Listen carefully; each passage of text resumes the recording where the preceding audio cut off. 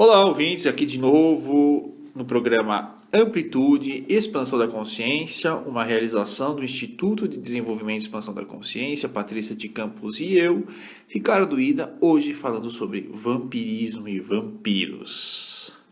Nossa, esse assunto arrepia, né, gente? Fala sério. Então, você estava comentando, eu não sei se a gente pode entrar nesse assunto também, que eu acredito que também sejam vampiros, né, Ricardo?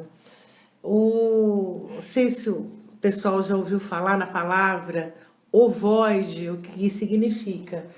Eles são vampiros também? Você pode explicar um pouco sobre isso? Sim, eles são. Os ovoides são espíritos que perderam a sua forma perispiritual, é, muito em função da auto-obsessão, né? Eles são fixados numa única ideia e eles se fecham em si mesmos. E tem aqueles que também são hipnotizados, são espíritos que foram dominados por outras mentes e perdem essa forma perispiritual, se tornam como verdadeiros ovos. E para sobreviver energeticamente, eles acabam se acoplando às estruturas perispirituais de outras pessoas, né? de outros seres. Então é como se fossem mesmo, a palavra é parasitas, né? Eles se grudam, eles se acoplam a essas estruturas e ficam sugando a energia das pessoas. É o que comumente na Umbanda se chama de Quiumba.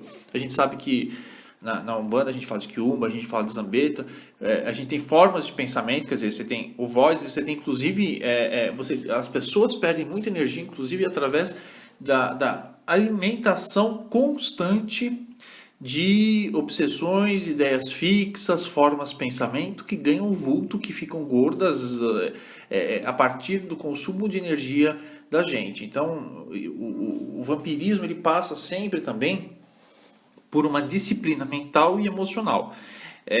Para onde que a gente desperdiça para onde a gente coloca a nossa energia, se a gente desperdiça essa energia, se a gente é como uma torneira aberta que deixa correr solto, desperdiçando isso, ou se a gente utiliza essa energia que a gente dispõe, o fluido de que a gente dispõe para manter uma boa qualidade de vida, se é para curar, ajudar a curar outras pessoas de uma maneira deliberada, de uma maneira voluntária, ou até para construir projetos pessoais, né? Deixa eu perguntar uma coisa para você, Ricardo. A gente percebe, independente, né, da religião que as pessoas sigam, mas nos templos, vamos chamar assim, dos templos da sua religião, que pode ser a igreja, um templo mesmo, ou um terreiro, não importa. Muitas pessoas vão, né, nesses locais para suas formas de conexão e tudo, e aí, às vezes voltam muito mais descarregadas, vamos dizer assim, do que energeticamente bem. Porque esses locais eles são como um imã para esses vampiros? Assim, geograficamente existem lugares, a radiestesia mostra isso, né? O Feng Shui mostra isso. Existem lugares que são mais propensos a absorver energias do que permitir a reenergização de pessoas.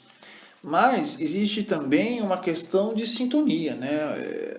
Assim, tem gente que vai para uma igreja muito aflito para rezar.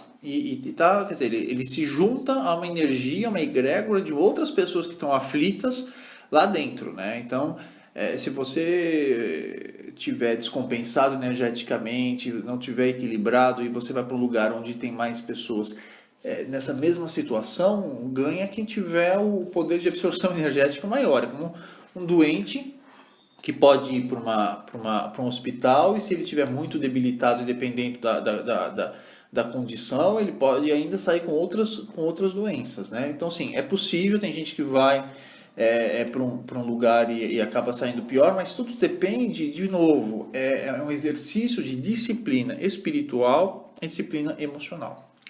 Quer dizer que o grande antídoto é a gente estar sempre bem e a gente estar sempre feliz.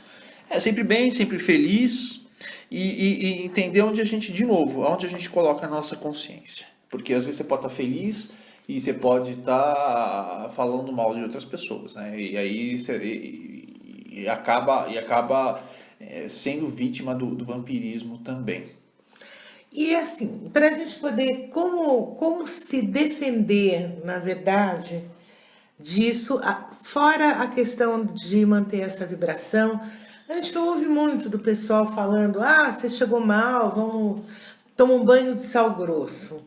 Isso funciona? Ou mesmo vampiro que a gente vê em televisão, que você coloca alho em algum lugar, isso afasta o vampirismo? É, a natureza, ela sempre coloca, ela sempre disponibiliza elementos que nos ajudam numa cura nos vários aspectos da vida da gente. O alho, a gente sabe, a casca de alho, ela é extremamente potente para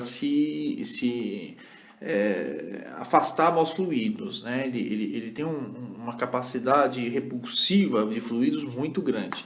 Da mesma maneira que o sal grosso, ele tem uma capacidade de neutralizar energias. Mas é o que a gente fala, o sal grosso ele precisa ser usado com moderação, porque da mesma maneira que ele neutraliza energias positivas, negativas, ele vai neutralizar também energias positivas. Então, agora, sim, existem banhos, existem terapias diversas que ajudam a garantir uma melhor condição energética, mas, de novo, tudo vai depender de um processo muito maior, que é um processo de renovação interior, lá como os espíritas também chamam de reforma íntima, que é isso que faz com que as pessoas elas mudem seus padrões energéticos, elas mudem suas vibrações. Agora, cores ajudam? Ajudam. Banhos ajudam? Ajudam, sim. E as cores, quais são que ajudam? A gente sabe que o branco ele é uma cor que ele atrai um determinado tipo de vibração e que ele é repulsivo, né? Ele rebate, enquanto o preto, por exemplo, absorve. Então, ele absorve energias. E aí eu não estou falando nenhuma juízo de valor achando que o preto é pior do que o branco. Não, são cores tão importantes quanto, né? A gente vai muito pelo taoísmo, pela ideia de que essa ideia de bem e mal ela é muito relativa, mas o preto é uma cor que absorve, então isso é cientificamente provado. Então, dependendo do tipo de lugar, não vá de preto, né? Você precisa ter uma energia que vá de branco, porque ajuda a rebater essas energias, mas a cor por si só, ela é um elemento muito pequeno diante dessa terapêutica. O banho ajuda? Ajuda. O uso de pedras e cristais é uma coisa que ajuda? Ajuda. Plantas ajuda? Tudo isso é possível, mas, de novo, é a transformação interior que te faz a verdadeira mudança. Você estava falando da questão da cor da roupa. Então, quer dizer, culturalmente a gente tem essa ideia, né, de que você deve usar preto, principalmente quando você vai a um velório e tal. O correto, então, seria a gente usar uma roupa clara num lugar desse, não seria? Sim, justamente. Até porque tem outras. Primeiro que o preto, o preto ele é uma ausência de cor, né? E o branco é a somatória de todas as cores. E lembrar que essa coisa do luto no preto é uma coisa basicamente cultural. No Japão, o branco que é o símbolo da. Para os hindus também, não é? É assim, eles têm uma outra leitura de cores, né?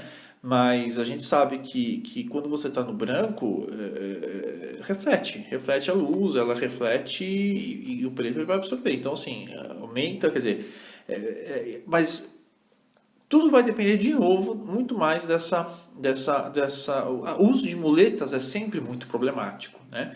E o uso desses banhos, dessas receitas, ele sempre é uma muleta que muitas vezes ele serve como terapia de choque, como terapia de urgência, mas ele não pode ser utilizado constantemente, né?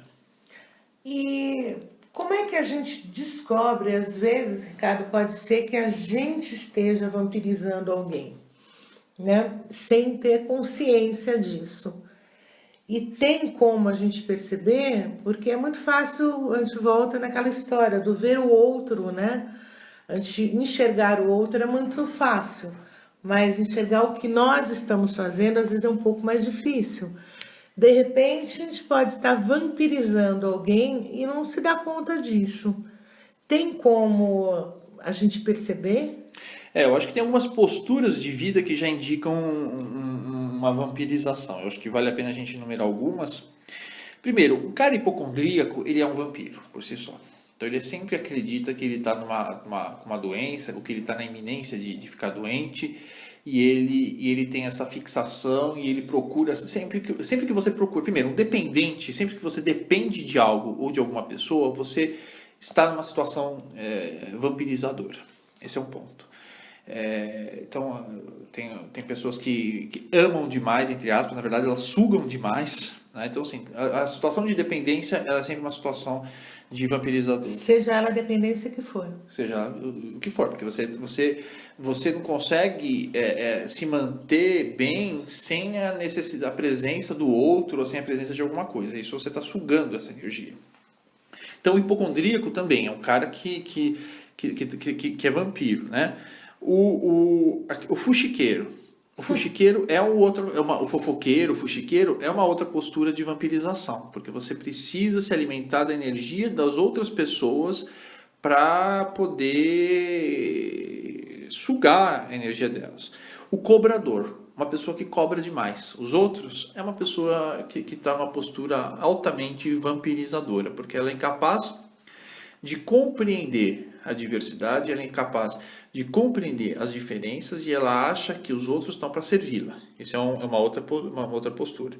O bajulador, como a gente já falou, aquela pessoa que sem necessidade, uma coisa é você sentir admiração, você sentir um respeito pela história, pela inteligência, pela espiritualidade, pela beleza de uma pessoa. Outra coisa é você viver constantemente bajulando, esperando receber as benesses, né? Receber alguma coisa, as migalhas energéticas daquela pessoa. Então, quando você tem um bajulador, certamente você já tem aí um vampirizador. O inquisidor. Sabe aquela pessoa, Paty, que está sempre perguntando, mas ela não quer saber a resposta. Ela só está te testando. Ela só está debatendo no sentido de que